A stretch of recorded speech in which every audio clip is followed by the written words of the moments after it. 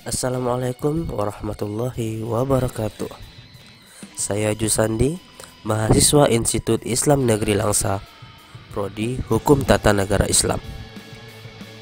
Saat ini saya sedang melakukan kuliah pengabdian masyarakat dari rumah berbasis media sosial. Kabupaten Aceh Tamiang adalah salah satu kabupaten yang ada di Provinsi Aceh dengan total penduduk 287.733 jiwa. Mayoritas di Aceh Tamiang adalah Melayu. Dan saya berinisiatif untuk berbicara kepada wakil ketua 2 Majelis Adat Aceh, yaitu Pak Junaid, untuk menanyakan perihal kearifan lokal budaya Aceh Tamiang.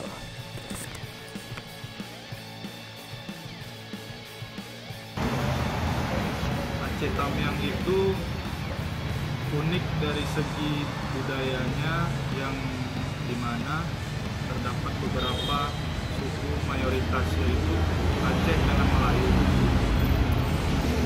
Dan Aceh Tamiang juga terkenal dengan para wisatanya yang sering kita kenal, yaitu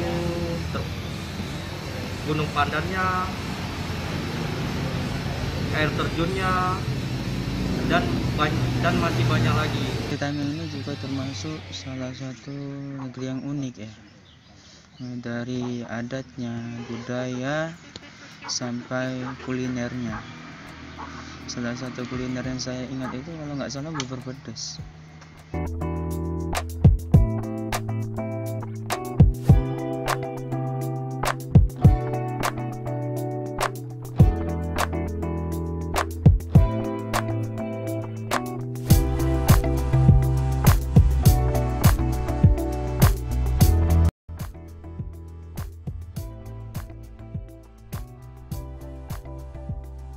Assalamualaikum warahmatullahi wabarakatuh. Waalaikumsalam warahmatullahi wabarakatuh. Sebelumnya kenalin Pak, nama saya Jusandi dari Fakultas Syariah, Prodi Hukum Tata Negara. Tujuan saya kemari adalah untuk memenuhi tugas KPM tematik atau mensukseskan KPM tematik tahun 2021. Atas keinginan, ini suatu kegiatan yang sangat mulia, ingin melestarikan adat dan budaya kita sendiri, terutama tadi adat dan budaya kearifan lokal kita sendiri. Ya, sebagaimana ketahui, Tamiang ini adalah itu termasuk suku rumpun Melayu ya, rumpun Melayu. Secara kebetulan kita ini Tamiang ini di dalam Provinsi Aceh, tapi sukunya Melayu Tamiang. Bahasa Tamiang dengan bahasa Aceh juga berbeda, ya kan?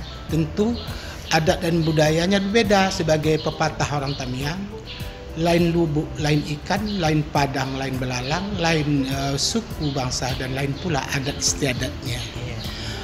Jadi karena kita Tamiangnya adalah rumpun Melayu, itu namanya Melayu Tamiang, tentu lebih identik, lebih dekat dia kepada adat istiadat Melayu. Baik adat kesemuanya, baik turun tanah anak, adat perkawinan, dan budaya-budayanya juga, keseniannya juga itu kepada arah ke Melayu. Jadi dengan kata lain, ornamen-ornamen daripada bentuk rumah dan sebagainya itu rumah Melayu. Kita tengok aja nih kantor majelis adat aja dia bentuk rumah Melayu ya. Jadi kiranya ini sangat betul sebagai generasi muda, yang istilah sekarang apa, generasi milenial. Generasi milenial sangat tertarik bagi kami yang tua-tua ini untuk melestarikan, untuk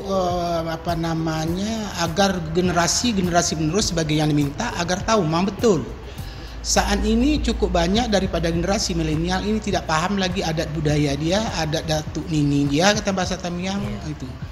Jadi adat Melayu ataupun adat budaya Tamiang yaitu adalah identik dengan Islam, karena Melayu itu adalah identiknya Islam.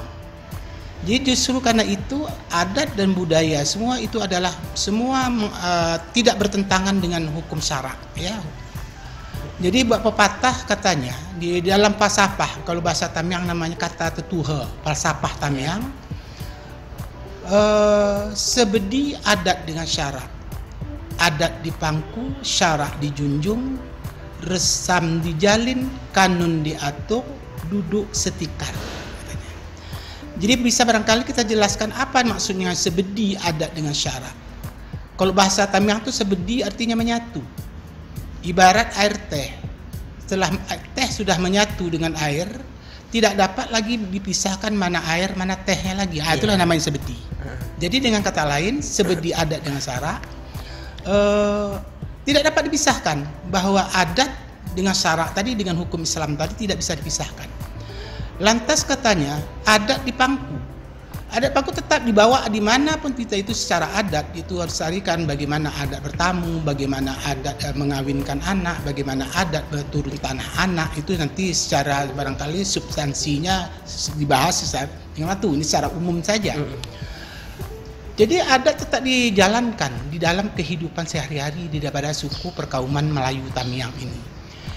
Setelah itu syarak dijunjung.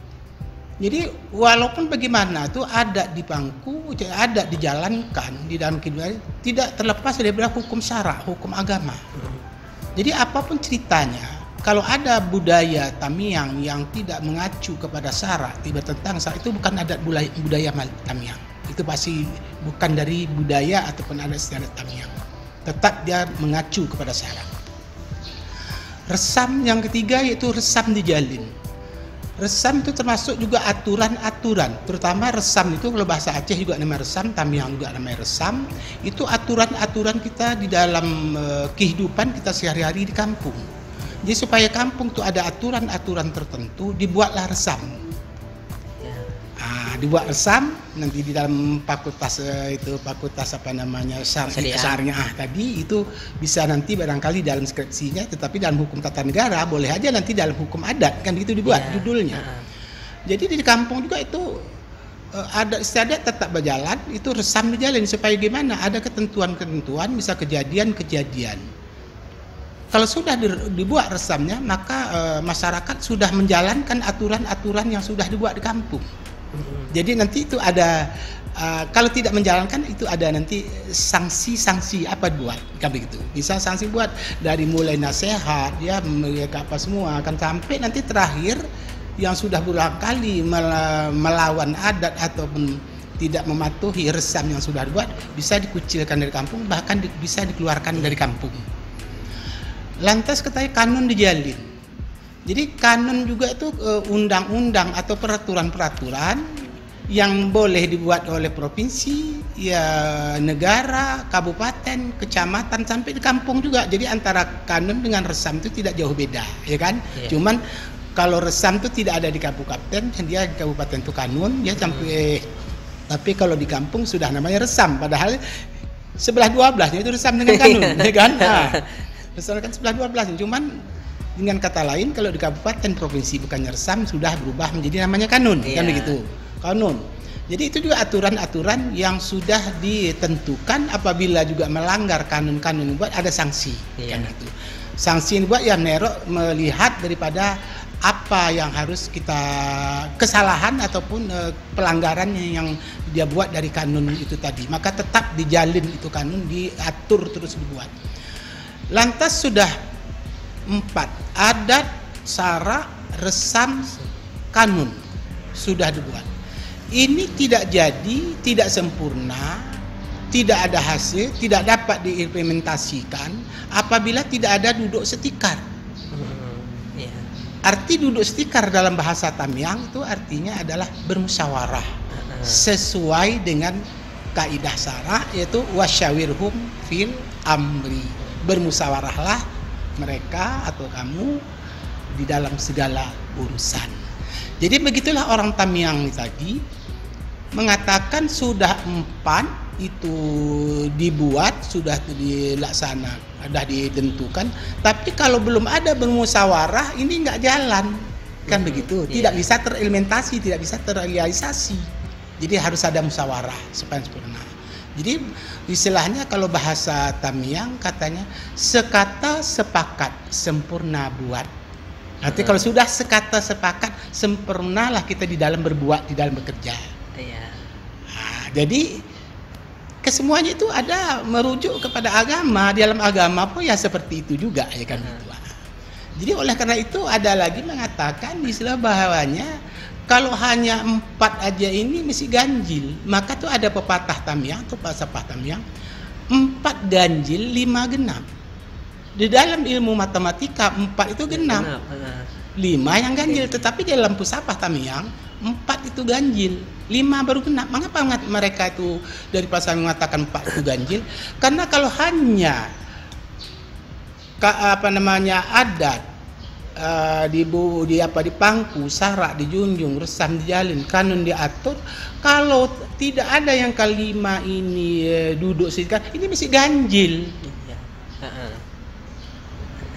Belum lagi 5 dengan duduk setikar, barulah dia tuh genap. Ibarat di dalam rukun Islam, syahadat, sholat, puasa, zakat, masih ganjil 4. Mengerjakan ibadah haji baru 5, baru dia genap. Maka itulah pepatah di dalam Tamiang, 4 ganjil, 5 genap.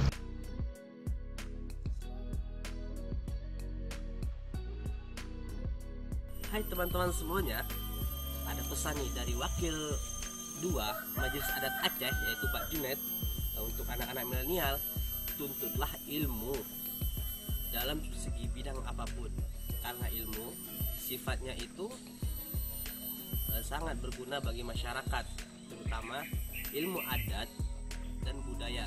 Jangan sampai kita anak-anak muda melupakan adat dan budaya kita untuk membentengi diri kita dari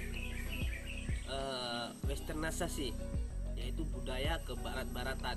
Jangan sampai. Dan di sini saya mengucapkan ribuan terima kasih kepada pihak-pihak yang terkait yang sudah mensukseskan KPM tematik saya. Dan saya mengucapkan ribuan terima kasih terutama kepada Pak Junet dan teman-teman semuanya. Dan saya akhiri, assalamualaikum warahmatullahi wabarakatuh.